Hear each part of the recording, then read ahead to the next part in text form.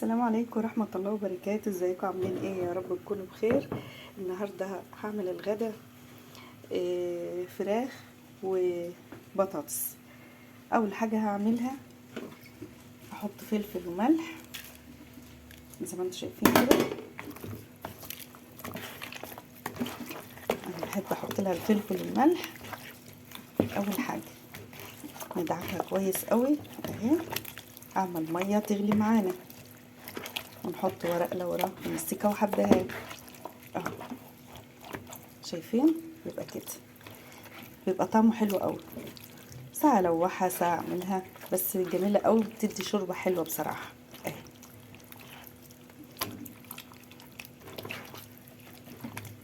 طبعا انا مقطعة الطماطم عشان هعملها في الخلاط، ومعايا طماطمية زي ما انتم شايفين كده هحطها ايه هنا عشان هنعمل الشوربة.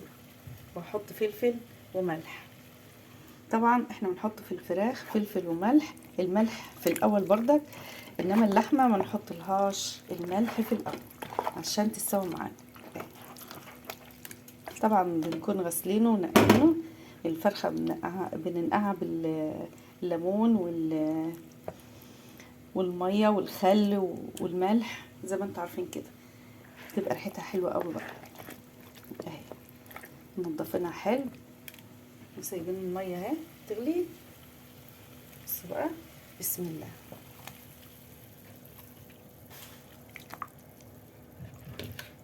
واحط لها البصله. انا بقطع لها حته بصله وبسيب لها ايه بصله سليمه. البصله اللي انا بقطعها يا جماعه بتدي لها نكهه حلوه قوي وريحه جميله وطعم حلو. واقوم حاطه لها البصله اهي، واجيب واخده منها حته بصله بحب ان انا اقطعها، احط لها فلفل وملح. حطيت لها فلفل بس عشان ما يبقاش ايه حادق لسه ايه. زي ما انتم شايفين حطيت لها الفلفل والملح في قلب الفرخه وقلبتها كويس عشان تبقى طعمها حلو معاها. ومعايا هنا بصله ومحطيت الطماطمايه وحطينا ملح وفلفل في قلب الشوربه يا جماعه اهي. ومستكه وحبهان وورق لورا. نسيبها بقى ايه، اغطي عليها واسيبها لما تستوي. تدي طعم جميل جدا، والطماطم بتدي لها اللون الاحمر فوق الوش كده، بتدي لها. والطماطم كمان يا جماعه بتدي لو في بعض زفاره، انما الحمد لله احنا غسلنا غسيل جامد وطبعا مفيش اي زفاره خالص. سيبها بقى ايه تستوي كده. هعمل بقى البطاطس بالثوم.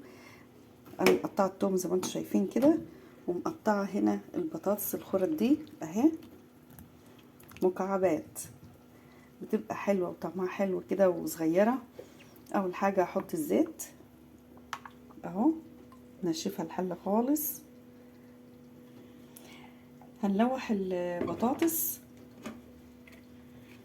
عملتها بطريقه حلوه قوي معاكم، انا كنت منشفها الحله قوي اهي. هعلي شويه. طبعا الطماطم مجهزاها، ضربتها في الخلاط وصفيتها خلاص، ومعايا البطاطس ومعايا الثوم. وهشوف شايفين الفرخه عامله ازاي، شايفين الشوربه والريحه، ما بالكم بقى الريحه كمان والله بجد جميله جميله جميله هنرجع بقى ايه نعمل مع بعض البطاطس. طبعا بنكون مصفين البطاطس خالص اهي. بسم الله.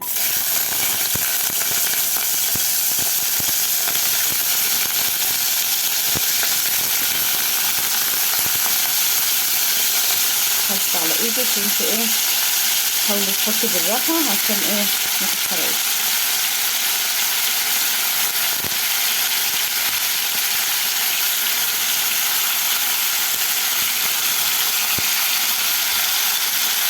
الثوم على طول هنحط اهو، نحط بقية الثوم كده.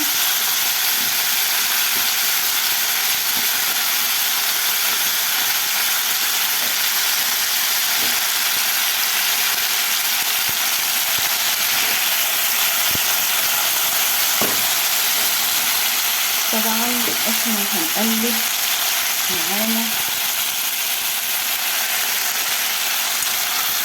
شايفين كده عشان الثوم ياخد يدي كده مع البطاطس، بتديله نكهه حلوه قوي بجد والله. جربيها وهتشوفي. نحاول نقلب عشان ما تلزقش معانا في الحله.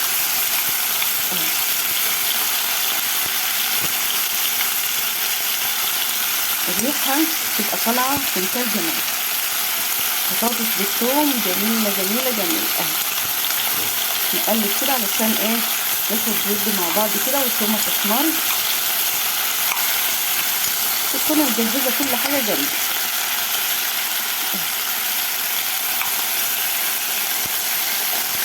الفرخه زي ما انتم شايفين طبخها جميل جدا، والشوربه رايقه وريحتها طالعه جميله جدا. بصلايه صغيره او حته من البصلايه اللي انت هتحطيها في الشوربه، قطعها مكعبات وشويه فلفل وملح وحطيه، تدي ريحه وطعم جميل قوي.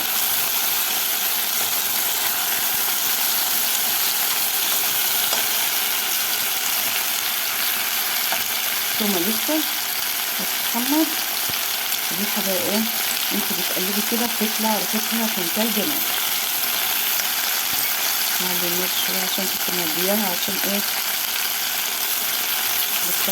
بيكمل الزيت على شايفين. لو بصيتوا تلاقي التومه بدات تتحمر. هنحط الطماطم وشويه فلفل وملح بس، مش زيادة عن كده. طبعا التومه اللي هي لزقت دي زي ما انتم شايفين كده، اما بحط الطماطم بتطلع خالص يعني ما تخافيش اهي كده. خلاص الثوم معانا اتحمر والبطاطس بتخش في السويه كمان. يعني لو بصيتي للبطاطسية هتلاقيها ايه بدأت تستوي معانا. خلصنا كده والثومية اتحمرت. نحط بقى ايه بسم الله.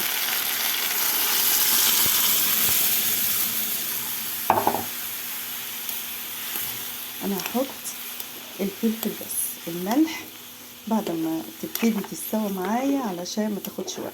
لو ان البطاطس ديت من نوع حلو ما تاخدش وقت معايا اهي. خلاص كده هنحط الفلفل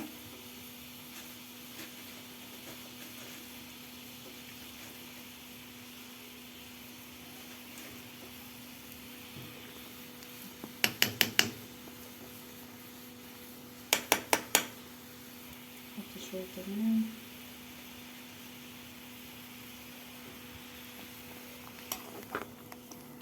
ونغطي عليه. هي تاخد وتدي بقى مع نفسها كده تستوي. هحط الملح بعد دقيقتين كده لان مش هتاخد وقت.